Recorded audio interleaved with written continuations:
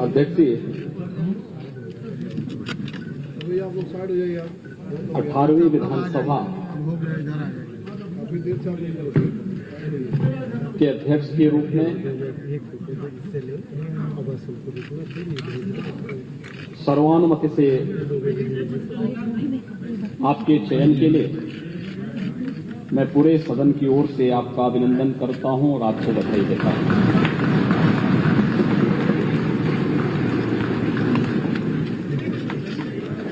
ये बड़ा सुखद संजोग है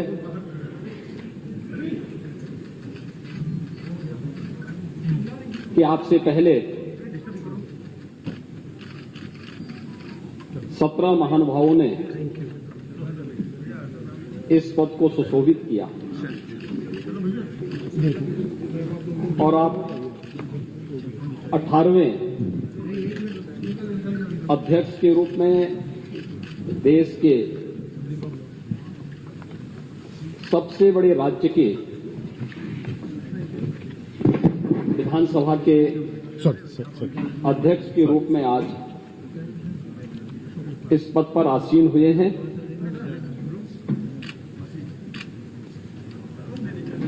मैं हृदय से पूरे सदन की ओर से आपका अभिनंदन करता हूं।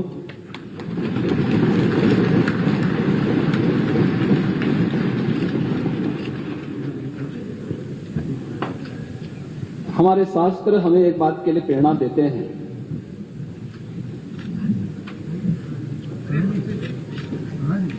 कि जब भी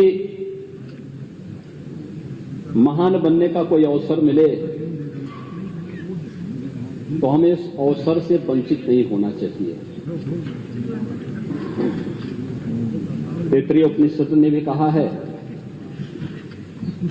कि भूत्वेन प्रमितव्यम, यानी महान बनने के अवसर से चूकना नहीं चाहिए और आपके नाम से तो महाना ही जुड़ा हुआ है।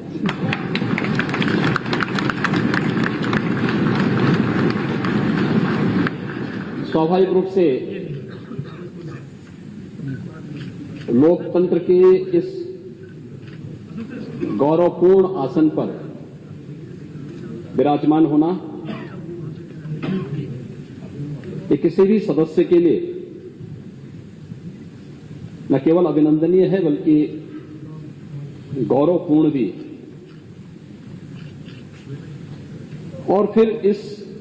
पीठ पर एक अनुभवी सदस्य का चयन सर्वानुमति से हो, यह अत्यंत सुखद की अनुभूति कराता है। और खासतौर पर तब जब उत्तर प्रदेश विधानसभा में अभी बहुत दिन नहीं हुए हैं, मार्च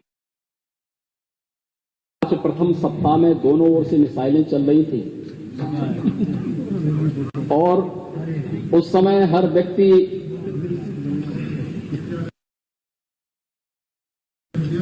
एक दूसरे के हमलों से झुलसने से बचने के लिए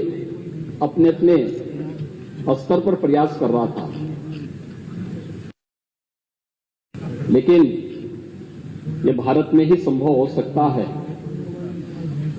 और भारत में भी उत्तर प्रदेश में ही कि राजनीतिक मतभेद भले ही कितने क्यों न हो, लेकिन लोकतंत्र को पुष्ट करने के लिए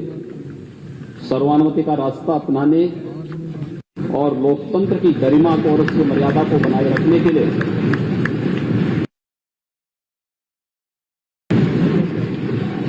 हम मिलकर के इस अभियान को आगे बढ़ाएंगे। और आज आपका सर्वानुमति से यहां पर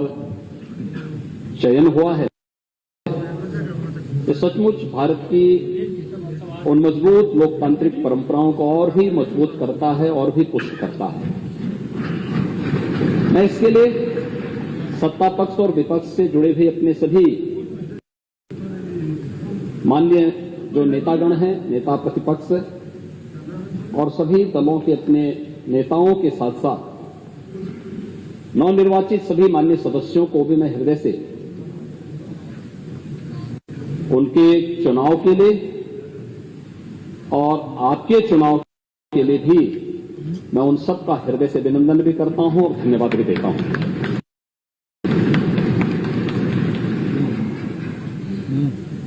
अध्यक्ष जी, जब हम लोग उत्तर प्रदेश विधानसभा की बात करते हैं तो इस विधानसभा के पहले अध्यक्ष के रूप में राजर्षि श्री पुरुषोत्तम दास टंडन जी का नाम आता है। उन जैसे मनुष्यों ने इस सदन की गरिमा को, इसके उच्च संसदीय मर्यादाओं और मानदंडों को स्थापित करने का कार्य किया था और उसके बाद से श्री आत्माराम गोविंद खैर जी ने 3 बार उत्तर प्रदेश विधानसभा के अध्यक्ष को सुशोभित किया। श्री केसरीनाथ त्रिपाठी जी ने 3 बार उत्तर प्रदेश विधानसभा के गरिमामय पूर्ण पद को सुशोभित किया और आज जब हम 18वीं विधानसभा में हैं तो इस सदन के वरिष्ठ सदस्य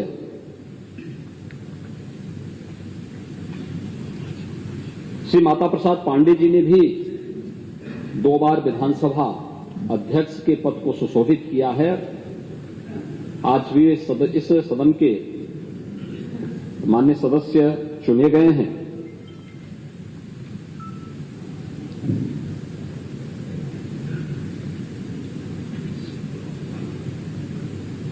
आपका चयन बहुत सारा संदेश दे देता है।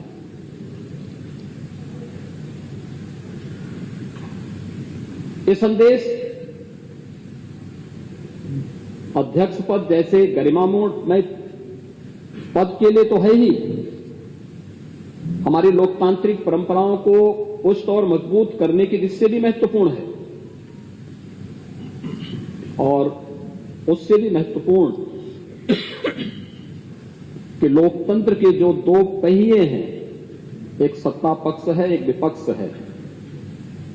दोनों मिलकर के उत्तर प्रदेश की 25 करोड़ जनता के सर्वांगीण विकास के कार्यों को भी एक नई ऊंचाई तक पहुंचा करके नए भारत का नया उत्तर प्रदेश बनाने में अपना योगदान दे सकते हैं। और यह संदेश उत्तर प्रदेश की कोटि-कोटि जनमानस के बीच में एक बहुत सकारात्मक संदेश देता है। हमने अभी मार्च प्रथम सप्ताह तक चुनाव के दौरान देखा, एक दूसरे पर आरोप प्रत्यारोप, आक्षेप और बयानबाजियों का जो दौर चलता रहा, हर दल अपने अनुसार करता था। लेकिन एक चीज है जो हम देश के अंदर भी देखते हैं, उत्तर प्रदेश के अंदर भी देखते हैं, जनता कभी नकारात्मकता को स्वीकार नहीं करती, कभी नहीं। नकारात्मकता के लिए उसके हृदय में कोई स्थान है ही नहीं। जो सकारात्मक होगा, जो प्रगतिशील होगा, जो लोक कल्याण का कारक होगा, जनता उसी को अंगीकार करती है। जो नकारात्मक होगा,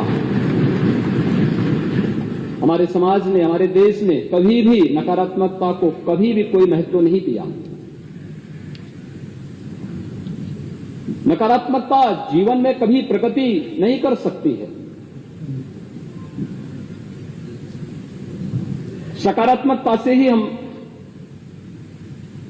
न केवल प्रगति के मार्ग को आगे बढ़ा सकते हैं, बल्कि सकारात्मकता के भाव से ही लोक कल्याण का मार्ग भी प्रशस्त कर सकते हैं। और आज जब देश की अपेक्षाएं उत्तर प्रदेश जैसे राज्य से हो, हर एक क्षेत्र में हो, दुनिया जब अपने द्वंद्व में उलझी हुई हो, उन स्थितियों में भारत से जो अपेक्षाएं हैं, भारत उस प्रकार की अपेक्षाएं उत्तर प्रदेश से रखता है और उत्तर प्रदेश को उन अपेक्षाओं पर खरा उतरने के लिए अपने आप को तैयार करना है। और लोकतांत्रिक व्यवस्था में जब सत्ता पक्ष और विपक्ष मिलकर के एक साथ मिलकर के इस अभियान का सहभागी बनता है तो वह 1 और 1 2 नहीं होता है, बल्कि वह मिलकर के 11 की ताकत बनकर के मजबूती के साथ लोकतंत्र की इस व्यवस्था को न केवल पुष्ट करता है बल्कि इसे और भी मजबूती के साथ आगे बढ़ाने का कार्य करता है, उन जनाकांक्षाओं की पूर्ति करने का माध्यम बनता है जिसके लिए आम जनमानस ने हमारी इन सभी जनप्रतिनिधियों पर विश्वास किया है। ये सभी चुनाव जीत करके आए जनता के सामने, आम जनमानस ने इन पर विश्वास किया, आम जनमानस का इन पर एक नया विश्वास प्रकट हुआ है और उस विश्वास पर कहीं भी हमें कोई भी किसी भी प्रकार से उसे अविश्वास में नहीं बदलने देना है। यह हमारा लक्ष्य होना चाहिए और इस दिशा में प्रयास की शुरुआत कल से मैं देख रहा हूं। माननीय सदस्यों ने शपथ ग्रहण किया। शपथ ग्रहण करने के बाद जिस सकारात्मक भाव के साथ शपथ ग्रहण का कार्यक्रम प्रारंभ हुआ, मैंने देखा है कि कल तक यहां पर 343 मान्य सदस्यों ने एक दिन में ही शपथ ग्रहण कर लिया था। 60 मान्य सदस्य बच गए थे, उनका शपथ ग्रहण अधिकतर ने आज यहां पर अपना शपथ ग्रहण भी संपन्न किया है। और किस सकारात्मक भाव के साथ सब लोग मिलकर के इस कार्यक्रम को आगे बढ़ा रहे थे। आज चुनाव संपन्न हो चुके हैं, अब हमें विकास के बारे में सोचना है, उत्तर प्रदेश के उत्थान के बारे में सोचना है, उत्तर प्रदेश की 25 करोड़ जनता के हितों के संवर्धन के लिए सोचना है, उत्तर प्रदेश के युवाओं के बारे में, उत्तर प्रदेश की आधी आबादी महिलाओं के बारे में सोचना है,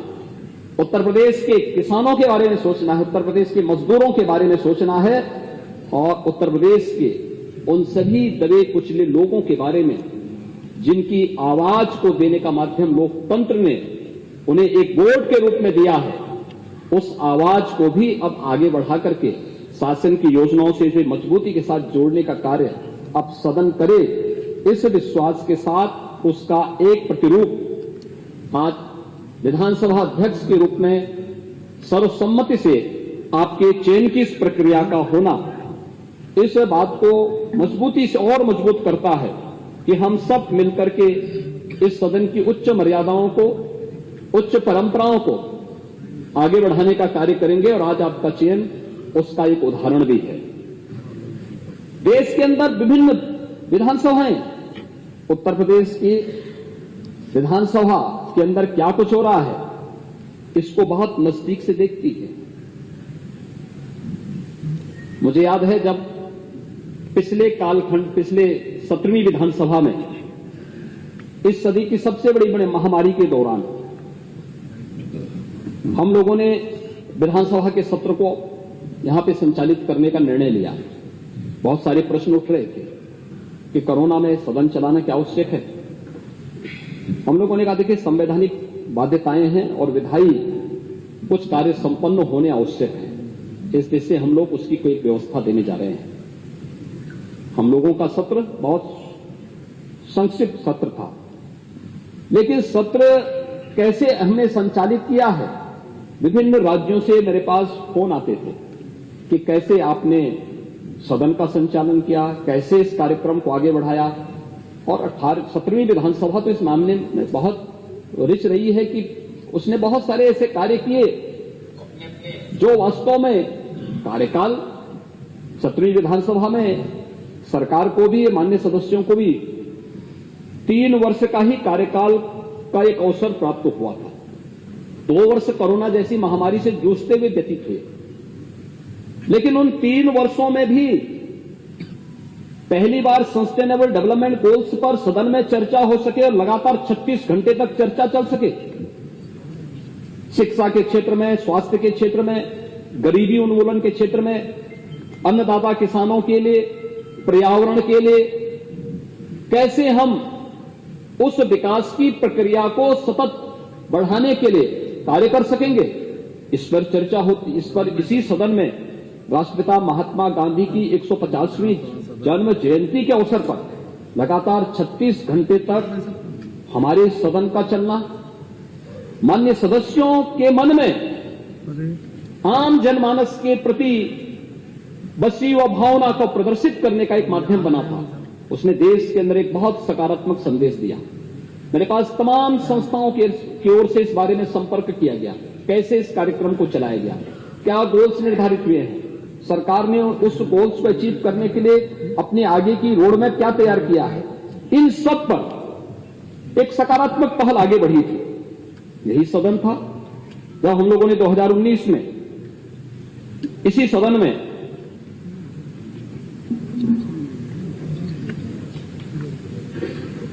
छब्बीस नवंबर 2019 को संविधान को अंगीकार करने के दिवस को, उसके 70वीं वर्षगांठ पर एक विशेष सत्र का आयोजन संविधान से संबंधित और बाबा साहब भीमराव अंबेडकर के प्रति श्रद्धा और सम्मान का भाव व्यक्त करते हुए इस अवसर पर एक विशेष सत्र हम लोगों ने आयोजित किया था। और तीसरा विशेष सत्र भी आयोजित हुआ था जब 31 दिसंबर 2019 को संविधान के 126वें संशोधन विधेयक के समर्थन के लिए हम लोगों ने एक विशेष सत्र यहां पर आयोजित किया था, जो अनुसूचित जाति जनजाति से संबंधित, उनके हितों से संबंधित एक विशेष सत्र आयोजित किया गया था। 2020 के प्रारंभ में 7वें राष्ट्रमंडल संसदीय संघ भारत परिक्षेत्र का एक ऐतिहासिक सम्मेलन भी यहां पर आयोजित हुआ था। श्री हृदय नारायण दीक्षित जी के मार्गदर्शन में, उनके नेतृत्व में 17वीं विधानसभा ने जिस गरिमामयी तरीके से सत्र के संचालन को उन्होंने अपनी विद्वता से, अपने सार्वजनिक जीवन के अनुभव से आगे बढ़ाने का कार्य किया था, अत्यंत अभिनंदनीय रहा। और उत्तर प्रदेश विधानसभा में जिन बातों पर चर्चा होती थी, जिन मुद्दों को यहां पर उठाया जाता था, उसकी गूंज देश के अंदर विभिन्न राज्यों के साथ ही प्रदेश के अंदर भी गांव और गलियों तक भी सुनने को, देखने को हम सबको मिलते थे कि आज उत्तर प्रदेश विधानसभा में जनता से जुड़े हुए इस मुद्दे पर गंभीर चर्चा हुई है। आज उत्तर प्रदेश विधानसभा में इस दिशा में एक नए प्रस्ताव को आगे बढ़ाया है। आज ये अलग अलग मुद्दों पर जनता के बीच में भी ये बातें सुनने को मिलती थी। वह एक बहुत सकारात्मक भाव होता है। मुझे लगता है कि जब जनता अपनी विधायी संस्था को एक विश्वास के रूप में देखती है, तो हम मान करके चलें कि लोकतंत्र के प्रति आम जनमानस के विश्वास को प्रकटीकरण करने का सबसे अच्छा माध्यम होता है। और लोकतंत्र के प्रति आम जनमानस का विश्वास लोकतंत्र को सबसे ज्यादा मजबूती दे सकता है। और उस मजबूती का आधार हमें इस सदन को बनाना ही होगा। इस दिशा से आज आपका चयन हुआ है। हम सब जानते हैं आप लगातार 8वीं बार उत्तर प्रदेश विधानसभा के सदस्य चुने गए हैं। आपके पास सार्वजनिक जीवन का एक लंबा अनुभव है। कानपुर जैसे औद्योगिक क्षेत्र में मां गंगा के तट पर बसे हुए इस औद्योगिक नगर में जमीन से जुड़े हुए एक आम कार्यकर्ता के रूप में कार्य करते हुए, बूथ स्तर के कार्यकर्ता के रूप में, मंडल अध्यक्ष के रूप में कार्यकर्ता के रूप में, शिक्षा और सेवा के क्षेत्र में कार्य करने वाले संगठनों के पदाधिकारी और एक सामान्य कार्यकर्ता के रूप में कार्य करते हुए आपने एक लंबे समय तक जहां उस फील्ड में काम किया, वहीं 8 बार से कानपुर महानगर से विधायक के रूप में आपका चयन आज इस सदन में होता रहा है। आपने विभिन्न सरकारों में भी अलग अलग मंत्री पद का दायित्वों का निर्वहन किया और कुशलतापूर्वक अपने नेतृत्व क्षमता का, अपनी प्रशासनिक क्षमता का, अपनी आम जनमानस के प्रति अपनी संवेदनाओं को प्रदर्शित भी किया है। वह आपके द्वारा लिए गए निर्णयों के आधार पर, आपके द्वारा किए गए कार्यों के माध्यम से बार बार एक सदस्य का एक क्षेत्र से चुनाव जाना, यह और वह भी तब जब दुर्भाग्य से जातिवाद की उस राजनीति की उस आंधी में एक व्यक्ति जिसकी अपनी कोई जाति न हो, जिसकी अपनी जातीय पहचान न हो, जिसने अपने जन्म के साथ ही पैतृक रूप से महाना शब्द जोड़ करके अपने को ये कहा कि भैया हम तो सेवा करते करते महान हैं, इसलिए हम लोग केवल राष्ट्रवाद, सुशासन, विकास और गरीब कल्याण के इस अभियान के साथ जुड़ करके अपने इस कार्यक्रम को आगे बढ़ाएंगे और लगातार जनता का एक विश्वास अर्जित करना। एक चुनाव हो सकता है, 2 चुनाव हो सकते हैं, तीसरा भी चल सकता है, लेकिन बार बार चुना जाना, अच्छे वोटों से चुना जाना, हर बार मत का प्रतिशत बढ़ जाना एक बहुत सकारात्मक संदेश है। और पिछली सरकार में मुझे उस सरकार को भी नेतृत्व देने का सौभाग्य प्राप्त हुआ था। उस सरकार में औद्योगिक विकास मंत्री के रूप में जो कार्य किया, उत्तर प्रदेश के इतिहास में पहली बार उत्तर प्रदेश के अंदर 3,60,000 करोड़ रुपए से अधिक की निवेश के प्रस्ताव को जमीनी उत्पादन पर उतारने का कार्य करना, लाखों नौजवानों को नौकरी और रोजगार के साथ जोड़ने, उनके जीवन को उज्जवल भविष्य की ओर अग्रसर करने में जो योगदान दिया गया, कानपुर के विकास के साथ साथ उत्तर प्रदेश के समग्र विकास के लिए जो सकारात्मक भूमिका आपकी थी, डिफेंस कॉरिडोर आदरणीय प्रधानमंत्री जी की मंशा के अनुरूप उत्तर प्रदेश के अंदर स्थापित हो और इसके लिए 6 नोड पर कार्य तेजी से हो। उत्तर प्रदेश के अंदर एक्सप्रेस वे का एक संजाल बिछे और उत्तर प्रदेश अपने इंफ्रास्ट्रक्चर के लिए देश के अंदर एक नई पहचान के साथ उभरे। ये भी उत्तर प्रदेश ने औद्योगिक विकास मंत्री के रूप में जब आपने इस पद को सुशोभित किया, ये सभी कार्य उत्तर प्रदेश की जनमानस ने होते हुए देखे हैं और स्वाभाविक रूप से आपने मेरी टीम के एक महत्वपूर्ण स्तंभ के रूप में कार्य करते हुए इन कार्यक्रमों को आगे बढ़ाने का कार्य किया। आज आप उत्तर प्रदेश विधानसभा के अध्यक्ष के रूप में आपका यहां पर सर्वसम्मति से चयन हुआ है। मैं इसके लिए आपको हृदय से अभिनंदन करता हूं, आपको हृदय से बधाई देता हूं और अपनी शुभकामनाएं ही देता हूं। आपका चयन ऐसे समय में हुआ है जब यह देश आजादी का अमृत महोत्सव मना रहा है। ये आजादी का अमृत काल है। अमृत काल के लिए प्रधानमंत्री जी ने आगामी 25 वर्षों के लिए कुछ लक्ष्य निर्धारित किए हैं देश के अंदर, और देश के लिए जब कोई लक्ष्य निर्धारित हो तो देश की सबसे बड़ी आबादी के राज्य के लिए तो उन लक्ष्यों को प्राप्त करना और भी महत्वपूर्ण हो जाता है, क्योंकि अगर भारत को समयबद्ध ढंग से उन लक्ष्यों को प्राप्त करना है तो उसमें अग्रणी भूमिका के रूप में उत्तर प्रदेश को आना ही होगा। उत्तर प्रदेश की सबसे बड़ी भूमिका होनी ही चाहिए, क्योंकि सबसे बड़ी आबादी का राज्य है। 25 करोड़ की आबादी देश के अंदर अन्य किसी भी राज्य को हम देखेंगे तो उसकी आबादी उत्तर प्रदेश की आधी से कम ही है। और जब हम लोग देश की बात करते हैं तो इसकी शुरुआत उत्तर प्रदेश से होनी चाहिए। और अमृत काल में आप उत्तर प्रदेश के विधानसभा के अध्यक्ष बने हैं, यह अत्यंत सौभाग्य का क्षण है और इसके लिए मैं आपको हृदय से बधाई देता हूं। महोदय, मैं विश्वास व्यक्त करता हूं कि आपके नेतृत्व में उत्तर प्रदेश की हमारी ये 18वीं विधानसभा एक सुनिश्चित लक्ष्य को प्राप्त करने में सफल होगी। हम निरंतर उत्तर प्रदेश के विकास को आगे बढ़ाने में सफल होंगे। मैं अपने सभी नवनिर्वाचित माननीय सदस्यों को भी हृदय से उनके चयन के लिए, उनके निर्वाचन के लिए और उनके द्वारा शपथ ग्रहण किए जाने के लिए भी मैं हृदय से उनका अभिनंदन करता हूं, उन्हें बधाई देता हूं। 5 वर्ष का उनका जो कार्यकाल है,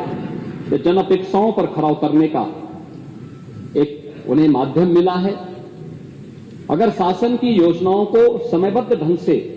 वे आम जनमानस तक पहुंचाने में सफल होंगे तो आपकी तरह वे भी बार बार चुने जाएंगे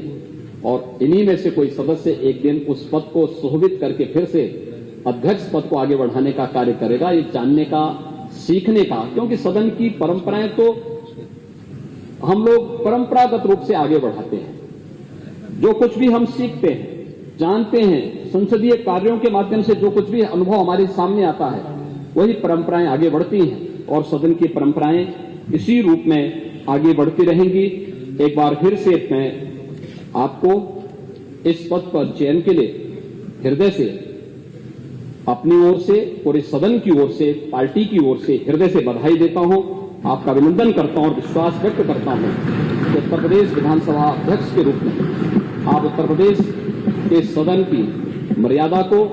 इसकी परंपरा को एक नई गरिमापूर्ण तरीके से आगे बढ़ाने का कार्य करेंगे और उत्तर प्रदेश विधानसभा 17वीं विधानसभा की तर्ज पर, यद्यपि विगत 2 वर्षों से हम लोग कोरोना जैसी महामारी से के प्रबंधन में ज्यादा समय हमें खर्च करना पड़ा, ज्यादा समय लगाना पड़ा, एक जगह एकजुट होकर के ज्यादा जमावड़ा नहीं होना है, यह जो भी प्रोटोकॉल थे उसका पालन करते हुए हम लोग अगले 2 वर्ष में कोई कार्य इस प्रकार से आगे नहीं बढ़ा पाए। लेकिन समय समय पर राज्य के हित के लिए, 25 करोड़ जनता के हित के लिए और देश और दुनिया से जुड़ी हुई उन महत्वपूर्ण मुद्दों को लेकर के चर्चा परिचर्चा का एक माध्यम हमारा ये सदन बनेगा, इस विश्वास के साथ मैं एक बार फिर से आपके प्रति हृदय से बधाई देता हूं, आपकी उज्जवलमय भविष्य की कामना करता हूं और विश्वास व्यक्त करता हूं कि आपके नेतृत्व में यह सदन अपनी उच्च परंपराओं को आगे बढ़ाने का कार्य करेगा। आपके प्रति मेरी पूरे सदन की मंगलमय शुभकामनाएं हैं। धन्यवाद। जय हिंद।